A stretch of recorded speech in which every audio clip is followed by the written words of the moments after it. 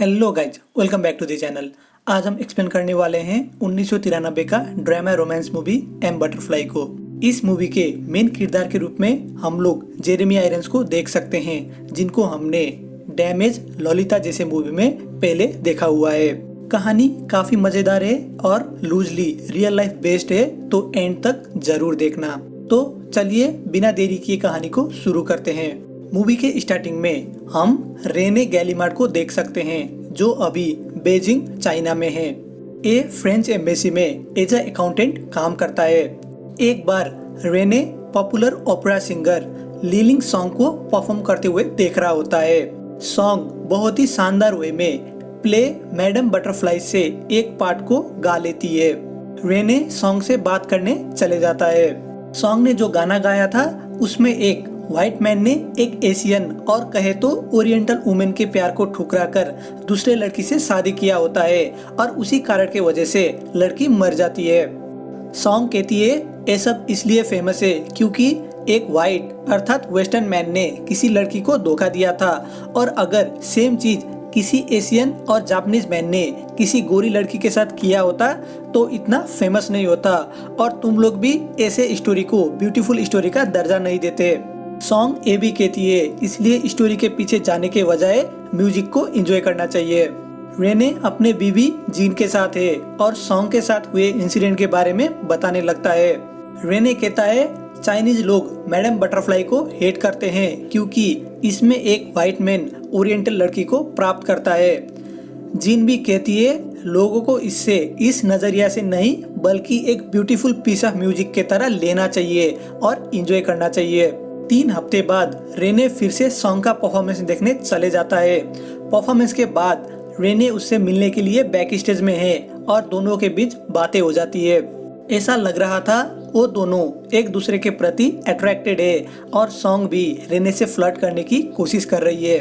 भले ही दोनों ने सिर्फ बातें की होती है, रेने अपने बीवी से झूठ बोलता है और कहता है वो रात में कहीं किसी काम से गया हुआ था। रेने फिर से सॉन्ग से मिलने चला जाता है और ऐसा लग रहा था शायद वो रेने का ही वेट कर रही थी। सॉन्ग कहती है तुम्हारे यहाँ पे होना खतरों से खाली नहीं है और हमारे बीच ये जो भी बातें हो रही है वो एक स्कैंडल से कम नहीं है। हम अभी चाइना में हैं जो अभी भी 2000 साल पीछे है और यहाँ पे अभी फ्रांस में जैसा मॉडर्न एरा नहीं है। रेने सॉन्ग का हाथ पकड़ लेता है और किस करने की कोशिश करता है, जिससे सॉन्ग थोड़ा सा अफेंड हो जाती है और उसको वहाँ से जाने के लिए कहती है। रेने काम करते समय भी सॉन्ग को ही याद करता रहता है और उससे भूल नहीं पा रहा है। एक पार्टी में उसके साथी उससे नाराज लगते हैं क्योंकि रेने ने एज अ अकाउंटेंट लोगों का एक्सपेंसेस को कटौती कर दिया था। सॉन्ग रेने को लगातार चिट्ठी लिखने लगती है जिसमें लिखा हुआ रहता था वो उससे मिलने क्यों नहीं आ रहा है और देखने में काफी सैड भी लग रही है, लेकिन रेने अभी के लिए उसको कुछ भी रिप्लाई नहीं करता। ऑफिस में एम्बेसडर टूलन रेने को कहते हैं पहले मैं तुम्हें बहुत पसंद किया करता था, लेकिन पिछले कुछ महीनों से तुम कुछ ज्यादा ही एग्रेसिव और ओवर कॉन्फिडेंट हो रहे हो, जो कि अच्छा नहीं है। एम्बेसडर एम्प्लॉय कम करने की बातें भी कर रहे थे जिससे रेने थोड़ा डर जाता है, लेकिन एम्बेसडर का मनसा कुछ और ही था। और रेने को प्रमोट कर देते हैं और उसको वाइस काउंसिल बना दिया जाता है जो इंचार्ज होगा नए इंटेलिजेंस गैदरिंग को सेटअप करने में और चाइनीज अथॉरिटीज के ऊपर स्पाई करने में। यहाँ पे अभी चाइना में चल रहा था माओज का कल्चरल रिवॉल्यूशन और इसके ऊपर हम आगे कहानी में थोड़ा डिटेल में ही जानेंगे। रेने सॉन्ग के पास पहुंच जाता है और उसका लेटर दिखाते हुए पूछता है क्या तुम मेरे बटरफ्लाई हो, यानी वो ये पूछना चाह रहा था क्या संग उसे पसंद करती है और रिश्ते बनाने में इच्छुक है। पहले तो संग मना करती है और कहती है ऐसा कुछ भी नहीं है और यही बड़ी बात है कि मैंने तुम्हें चिट्ठी लिखा भी, लेकिन वो बाद में एक्सेप्ट करती है और कहती है वही रेने की बटरफ्लाई है। आई होप आप लोगों को बटरफ्लाई का मीनिंग समझ में आ रहा होगा, जिसके ऊपर मैंने स्टार्टिंग में ही बताया हुआ है। सॉन्ग रिक्वेस्ट करती है जब वो लोग सेक्स कर रहे होंगे वो कपड़े पहनी रहेगी और दोनों के बीच एक इंटीमेट रिलेशनशिप बन जाता है। ये सब कार्य को सॉन्ग के मेड भी छिप छिप के देख रही होती है। रेने और सॉन्ग सीक्रेटली ग्रेट वॉल का टूर करते हैं और अपने रिलेशनशिप को बनाए रखते हैं और शायद इन लोगों का रुकने का कोई भी मनसा नहीं है।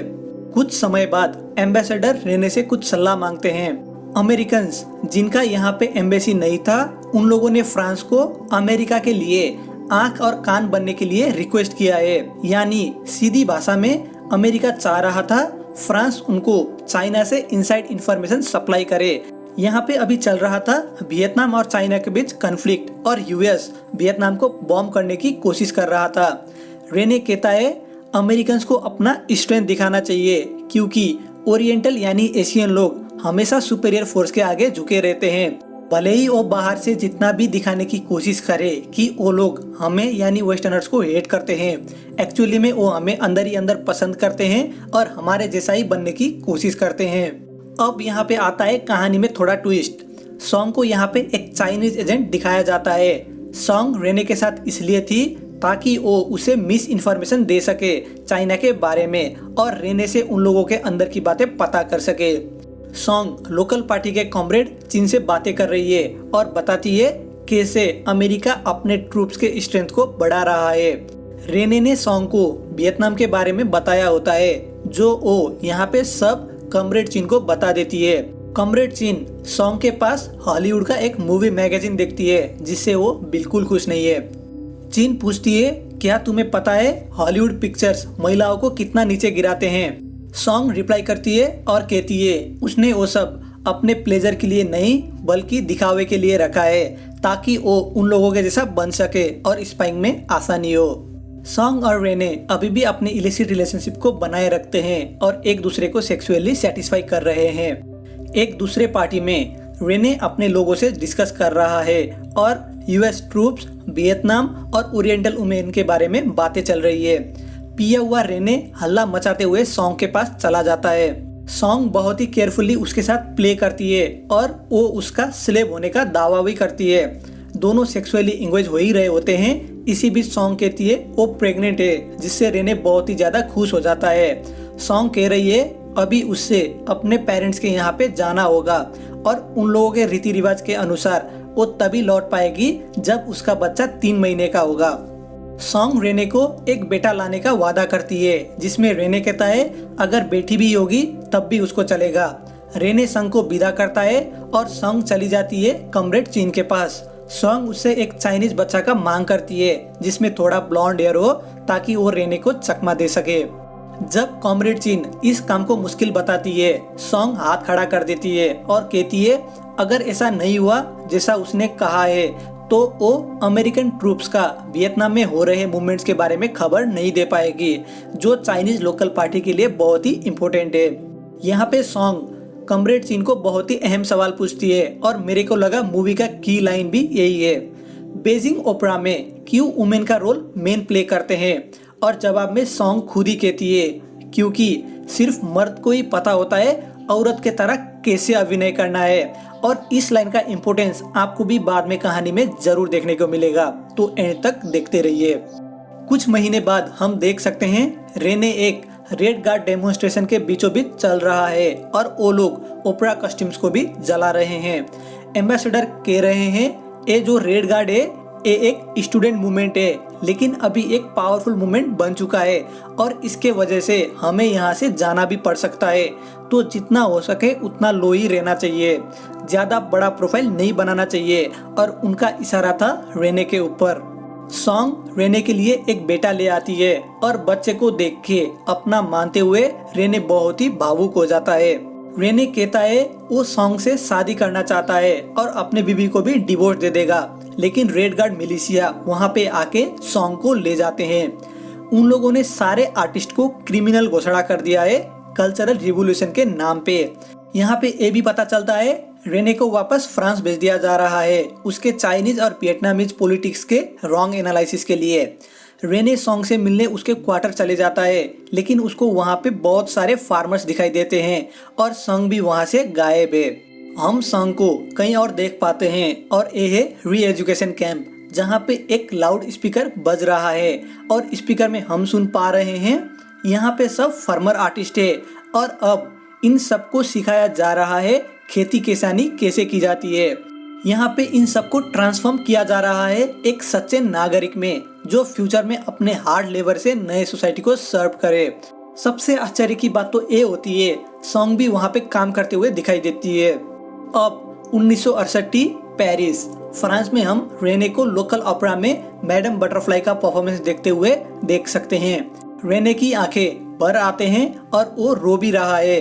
शायद वो चाइना में सॉन्ग के साथ बिताए हुए पलों को याद कर रहा है। बाहर चल रहा था एक स्टूडेंट प्रोटेस्ट फ्रांस में, जो था प्रो कम्युनिस्ट, यानी ये लोग कम्युनिज्म का मांग कर रहे थे। यहाँ पे पुलिस और आंदोलनकारी के बीच मुठभेड़ हो जाती है। रेने का अपार्टमेंट चाइनीज स्टाइल में डेकोरेटेड था ताकि वो अपने पुराने समय को याद करके खुश रहे। एक दिन अचानक से सॉन्ग रेने के अपार्टमेंट में प्रकट हो जाती है और रेने उससे देखते ही खुशी से पागल हो जाता है। रेने कहता है, तुम ही मेरी बीवी हो और अब हम कभी भी दूर नहीं होंगे। डिप्लोमेटिक सर्विस से डिसमिस होने के बाद Rene as a motorcycle courier काम करने लग गया था और डिप्लोमेटिक पाउचेस का डिलीवरी किया करता था। एक दिन अचानक एंटासेलिन, एक गवर्नमेंट एजेंट, रेने को अरेस्ट कर लेते हैं। अब यहाँ पे कहानी में ऐसा ट्विस्ट आने वाला है जो आपका होश ही उड़ा देगा। रेने का ट्रायल चल रहा है और उससे दो चीजों के लिए दोषी ठहराया जा रहा है। सबसे पहले तो इंफॉर्मेशन लीक करने के लिए, जब वो चाइना में एज अ वाइस कॉन्सुल काम किया करता था, और दूसरे आरोप को टेस्टिफाई करने के लिए सॉन्ग भी वहाँ पे आई हुई है। हम सॉन्ग को सूट और नेक टाई में देख पाते हैं और इसमें कोई दुविधा नहीं था कि वो एक मर्द है, यानी रेने ने इतने सालों तक एक मर्द से प्यार किया था औरत समझकर। सॉन्ग टेस्टिफाई करने लगता है और कहता है, रेने ने अपने सारे बिग लेवल कॉन्टैक्ट को खो दिए थे, लेकिन वो सॉन्ग को डिप्लोमेटिक पहुंच का एक्सेस दिया करता था जब वो डिलीवरी का काम कर रहा था। वो ऐसा इसलिए कर रहा था क्योंकि संघ ने बताया हुआ था अगर वो लोग चाइना को इनसाइड इन्फॉर्मेशन नहीं भेज पाए तो उन लोगों के बेटे के लिए डेंजर हो सकता है, जो कि कभी था ही नहीं। प्रोसिक्यूटर सॉन्ग से पूछते हैं, उतने सालों तक क्या कभी भी रेने को पता नहीं चला अंदर से तुम एक मर्द हो और एक औरत होने का नाटक कर रहे हो? सॉन्ग कहता है वो कभी भी रेने के सामने नंगा हुआ ही नहीं और उसने अलग ही तरीके का लॉब इन्वेंट किया हुआ था जस्ट रेने के लिए, जिसे वो सेटिस्फाई हो जाता था। तो कभी कपड़े उतारने की नौबत आई ही नहीं और उसने भी कभी पूछा नहीं मेरे जेंडर के बारे में। रेने और सॉन्ग दोनों पुलिस वैन में हैं और इनको प्रिजन ले जाया जा रहा है। रास्ते में सॉन्ग उसको पहले जैसे ही सीड्यूस करने की कोशिश करता है और कहता है वो अंदर से अभी भी वही इंसान है जिसके साथ रेने प्यार में पड़ा था। सॉन्ग रेने के आगे स्टिप करने लगता है और पुराने स्पर्श को याद दिलाने की कोशिश कर रहा है। रेने कहता है वो एक ऐसा मर्द है जो ऐसे महिला से प्यार में पड़ा जिसको एक मर्द ने ही क्रिएट किया था और काफी सैड भी लग रहा था। तो यहाँ पे ये साफ हो जाता है रेने ने जिससे प्यार किया और विश्वास किया वो सब एक सफेद मीठा झूठ था। जेल में रेने परफॉर्म करने वाला है और लोगों को अपने पास्ट के बारे में बता रहा है कि कैसे वो पूरे फ्रांस में एक हंसी का पात्र बन के रह गया क्योंकि उसने एक जासूस मर्द के साथ औरत समझ के प्यार किया। इधर सॉन्ग को भी चाइना भेज दिया जा रहा था as a part of extradition Chinese authorities को हैंड ओवर करने के लिए। रेने मैडम बटरफ्लाई से ऑडियो टेप बजा रहा है और खुद के ऊपर चाइनीज मेकअप लगा रहा है। वो ओरिएंटल क्लोथ्स और विग में एक चाइनीज वुमन के जैसा दिखने की कोशिश कर रहा है और बीच बीच में कभी कभी सॉन्ग को भी दिखाया जा रहा है। रेने ये सब करके ए रिलेट करने की कोशिश कर रहा था वो एक ट्रेजिक ओरिएंटल वुमेन है जिसने एक अनोर्थी मैन से प्यार किया और वो मर भी गई। इसके बारे में मैंने आप लोगों को कहानी के स्टार्टिंग में भी बताया हुआ है। वो सबके सामने ही अपना गला काट के सुसाइड कर लेता है और सब कुछ रिलेट कर देता है और सॉन्ग भी चाइना के लिए रवाना हो जाता है और मूवी खत्म हो जाती है। तो बस आज के लिए इतना ही। होप आप सभी को कहानी पसंद आई होगी। अगर वीडियो पसंद आई और यहाँ तक देख ही चुके हो तो वीडियो को लाइक करके चैनल को सब्सक्राइब भी जरूर कर दीजिए। धन्यवाद।